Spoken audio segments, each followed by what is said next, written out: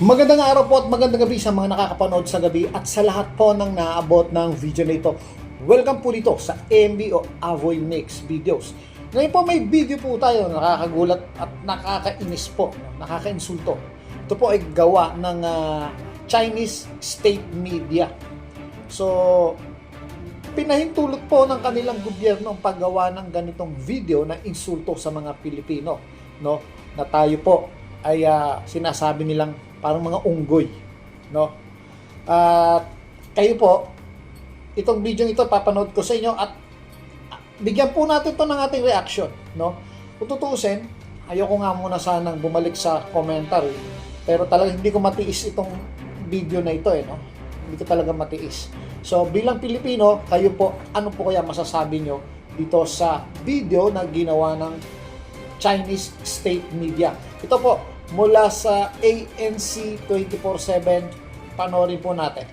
Out on the open sea, someone had put together the world's most wobbly karaoke.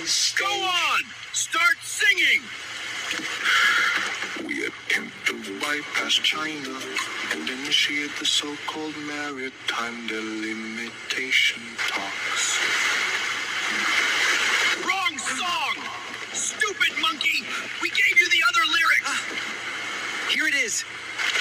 Oh, for goodness sake! Wait! This wasn't in the script!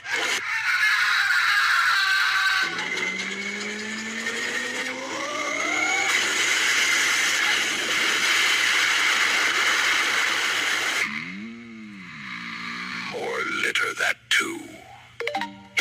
Let's all do our part to keep the ocean clean. So, yun kabuuan ng video po, no? Ulitin natin at himay-himayin natin, ano? Kasi, yung nakikita nyong unggoy doon sa video, no? Ito po, play po natin ulit. Out on the open sea, someone had put together the world's... Yan po, no? Makikita nyo dyan, nakasalakot, no? Yung unggoy na parang si Juan, di ba? Ang si Juan po, Juan de la Cruz, ay nire-representa itong Pilipino na itsura niya nakasalakot. At kung mapapansin nyo, yung unggoy ay nakabarong. So, ang tinutukoy po rito, mga Pilipino.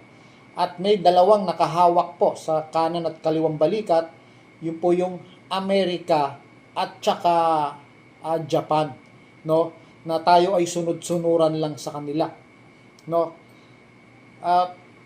Hindi po hindi tayo sunod-sunuran sa mga bansa na yan, no?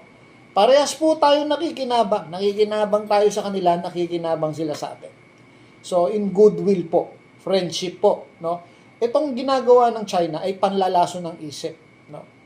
Dito sinasabi, tuta lang nila tayo. So sige po. At ang malala dito, tayo mga Pilipino nire-representa as unggoy. No. Sige po. Play ulit natin. most wobbly karaoke. Go on! Start singing! Minention dito yung karaoke song. No? Kasi alam, Pilipino, mahilig sa mga kantahan. Yan. Pag sinabing karaoke, inimbento ng mga ng Pilipino yan. Pilipino ang nag-invento ng karaoke. At alam nila talaga mahilig tayo sa karaoke. Nabanggit dito yung karaoke song. No? So pinakakanta itong Pilipino ng dalawang bansa, USA, nakikita nyo naman dyan, no? USA at saka Japan. So sunod-sunuran at aliping itong unggoy, which is ang tinutukoy nila dito, mga Pilipino po. Start singing! We attempt to bypass China and initiate the so-called maritime delimitation talks. So, yun yung lyrics, no? Parang sumusunod tayo nag-i-initiate daw tayo sa Pilipino ng mga na doon sa limitation talk. Ito yung tinatawag na bilateral, no? Between Philippines and China. No, na mukhang nagkaroon ng hindi yon yung bilateral, hindi yon na siguro nung panahon ni Duterte nangyari yun, pero hindi opisyal na nagkasundo doon sa bilateral talk. So, eto po. tuloy natin. Wrong song! Stupid monkey! We gave you the other lyrics! So ito Here na. it is. Nagbigay na ng panibagong lyrics yung hindi natin alam kung yung Amerika yung nagsasabi o yung Japan na nagdidikta doon sa unggoy, which is yung mga Pilipino. Mali daw yung lyrics, di ba? So pinalitan ngayon yung lyrics. Ito yung bagong lyrics. South China Sea Arbitration Award.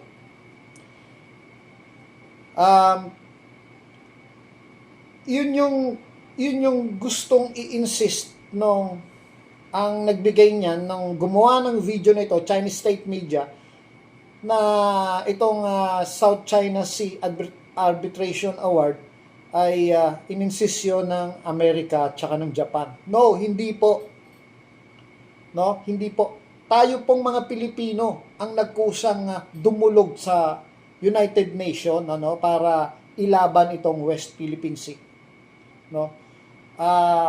Between pamumuno po ito ni Presidente Benigno, no, yung si Noynoy, President Noynoy Aquino, which is wala pang ganun kasolid ulit, no, kasi pinaalis yung Amerikano dito noon yung time na yon. At saka yung Japan, hindi pa natin kagaya sa ngayon, no, na sobrang kaalyado.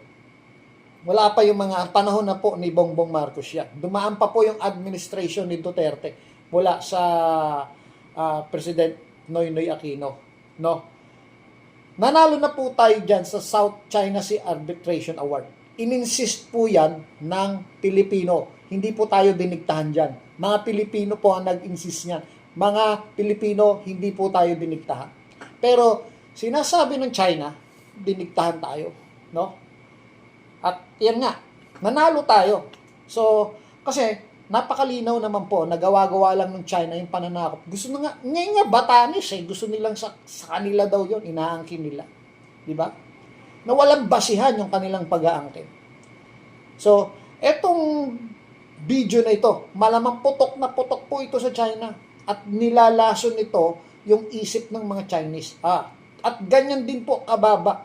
Ganyan din po kababa yung tingin sa atin ng mga incheck. No? Hindi ko nila lahat. May mga incheck na love nila yung Pilipino. Na parang pusong Pilipino na. Pero ito, yung Chinese state media, yung gobyerno nila, na naghahasik ng kalagiman, na nagbabalak ng isang World War III. Kita nyo naman. Para saan yung mga aircraft carrier nila? Pangmalayuan po yun. So, meron silang balak na kontrolin ang buong mundo. Kagaya ng ginagawa ng Amerika ngayon. No? Yun po ang balak nila. Kontrolin, hindi lang ang kalahati, ang buong mundo. Kaya nga po sila may warship, yung mga aircraft carrier. No?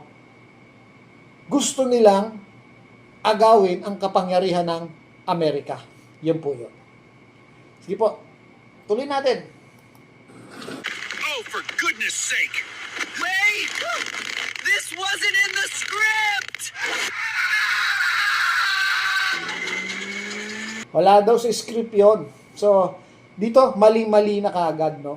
At parang yung unggoy ang ayaw pa. Tayo pa ang ayaw. Tayo nga ang nag-insist, no? Hindi ang Amerika. Intellect po ng Pilipinas yan. Wala pong nagdikta sa atin. At dito, kung mapapansin nyo, ayun ano yan barko ng China yan Wala namang ibang nagbubuga sa atin ng tubig, nagwa-water cannon sa atin kundi Chinese. At dito, kinawawa yung unggoy, which is yung Pilipino, no? Binomba. Parang ibinabato, lumalabas kasi itong Amerika at saka Hapon, nandun ang Hapon at saka Amerika, itinutulak tayo sa isang labanan, no? Tayo yung ipinambabala, tapos tayo naman yung kinakawawa ng China. Ayan, kinakawawa, no? Yan yung gustong palabasin ng Chinese government sa kanilang mamamayan.